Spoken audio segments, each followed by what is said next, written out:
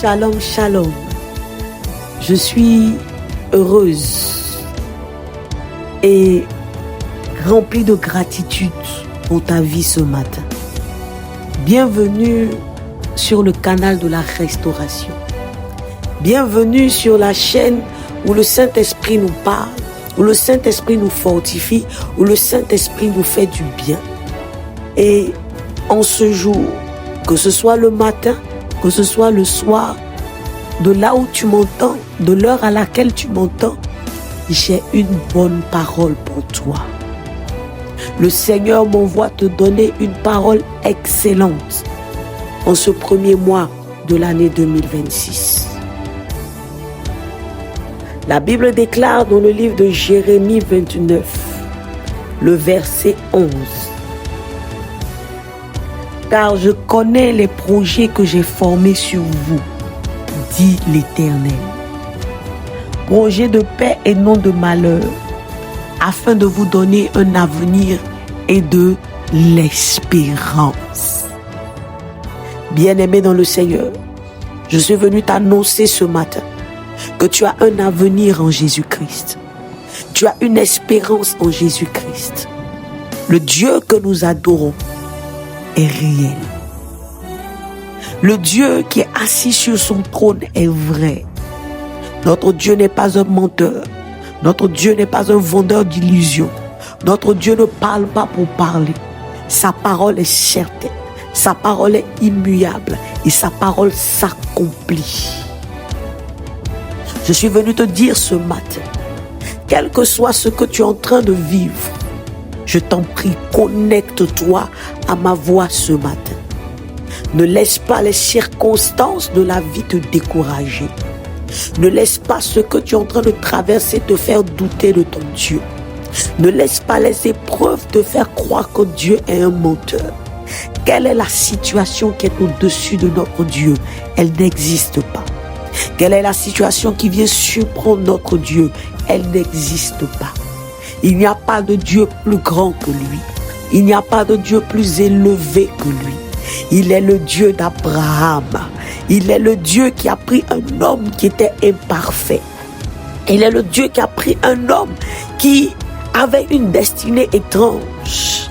Et il a formé des projets sur cet homme. Et il a fait de cet homme le père de la multitude. Laisse-moi te parler de notre patriarche dans la foi, Abraham. Cet homme qui avait comme une vie déjà scellée. Cet homme qui avait comme une vie de fatalité. Mais ce que cet homme ne savait pas, c'est que l'Éternel Dieu avait des projets de bonheur pour lui et non des projets de malheur. L'Éternel Dieu avait un avenir plein d'espérance pour Abraham. Mais Abraham ne le savait pas jusqu'à ce qu'il rencontre le Dieu qui change les vies. La Bible déclare dans le livre de Genèse 11, le verset 26. La Bible nous parle du père d'Abraham, Terach, âgé de 70 ans, engendra Abraham, Nachor et Haran. Au verset 28, la Bible déclare: Haran mourut en présence de Terach son père, au pays de sa naissance à Ur en Chaldée. Voici l'atmosphère dans laquelle Abraham a évolué. Voici l'atmosphère dans laquelle Abraham a grandi. Une atmosphère de mort prématurée. Une atmosphère de stérilité. Parce que le père d'Abraham l'a eu très tard. Le père d'Abraham a mis jusqu'à 70 ans avant d'avoir des enfants. Et Abraham lui-même, depuis qu'il s'était marié, n'avait pas d'enfants. Et Dieu, qui est si excellent, Dieu qui est si merveilleux, il rencontre Abraham dans cette destinée de fatalité. Il rencontre Abraham dans cette destinée de limites. Il rencontre Abraham dans cette destinée d'épreuves. Il rencontre Abraham au moment où Abraham est en train de se poser des questions. Où Abraham est en train de regarder son chemin familial. Et où Abraham a l'impression que peut-être que je suis comme mon père. Où Abraham a l'impression que peut-être que la mort va me toucher comme mon frère. Où Abraham a l'impression qu'il est pris au piège dans une vie qu'il n'a pas forcément voulu. Et notre Dieu le rencontre. Et l'Éternel Dieu, dans toute sa puissance, dans toute sa grâce, dit à Abraham, j'ai un avenir pour toi. Et ce n'est pas l'avenir que tu penses. Ce n'est pas l'avenir que ton père Terach a tracé pour toi. Ce n'est pas l'avenir que ta famille a tracé pour toi. J'ai un avenir excellent pour toi. Abraham, je fais de toi le père d'une multitude. Abraham, à travers toi, je signe une alliance. Ce que je n'ai pas fait avec ton père, je le ferai avec toi, Abraham. Ce que je n'ai pas fait avec ta mère, je le ferai avec toi, Abraham. Les combats que je n'ai pas remportés avec tes pères, je les remporterai avec toi, Abraham. Et ce matin, Dieu m'envoie parler un Abraham de sa famille. Et ce matin, Dieu m'envoie donner une parole à un Abraham de sa famille. Écoute-moi très bien. Quelle que soit la famille d'où tu viens, quelles que soient les circonstances que tu es en train de vivre en ce moment, quelle que soit la fatalité que tu crois vivre en ce moment, hey, regarde la vie d'Abraham. Relève-toi en ce début d'année. Relève-toi en ce début d'année. Relève-toi en ce début d'année. Mon Dieu a un avenir pour toi. Mon Dieu a une espérance pour toi. Mon Dieu a prévu quelque chose de grand pour toi. Et rien ne peut arrêter la main de l'Éternel. Rien ne peut stopper la main de l'Éternel. Crois seulement. Aie foi seulement. Relève-toi. Sois fort, sois forte, sois courageux, sois courageuse. Que ton espérance demeure en l'Éternel. Parce qu'il est capable d'accomplir ses promesses. Et d'un homme qui sortait d'une famille de stérilité, d'un homme qui sortait d'une famille de mort prématurée, l'Éternel a fait de lui le père d'une multitude des nations. Et la Bible déclare que par l'alliance que nous avons en Jésus-Christ, nous sommes héritiers de la promesse d'Abraham. Ah, quelle bonne parole, quelle parole excellente.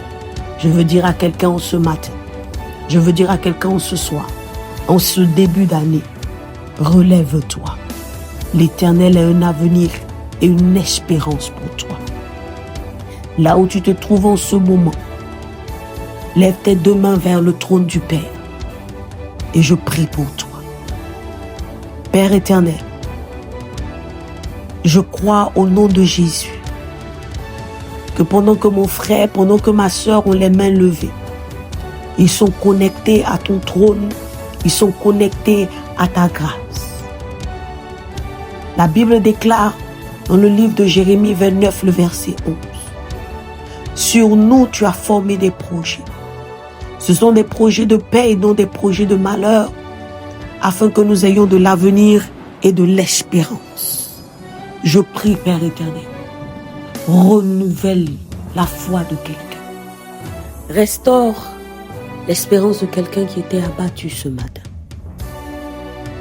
Père éternel, touche les cœurs, touche les vies. Que la foi de quelqu'un soit relevée au nom puissant de Jésus. Merci Seigneur. Maintenant, tu vas déclarer ces paroles avec moi. Tu vas répéter après moi. Père éternel, mon Dieu, mon Père, je crois en ta parole. Je crois que sur moi, tu as formé des projets de bonheur. Je refuse les projets de malheur. Je refuse les projets que tu n'as pas programmés pour moi au nom puissant de Jésus. Je crois et je confesse en Jésus-Christ, j'ai un avenir et une espérance certaine. Je remporte des victoires pour ta gloire éternelle, mon Dieu, au nom puissant de Jésus. Amen, amen, amen. Shalom à toi, sois béni.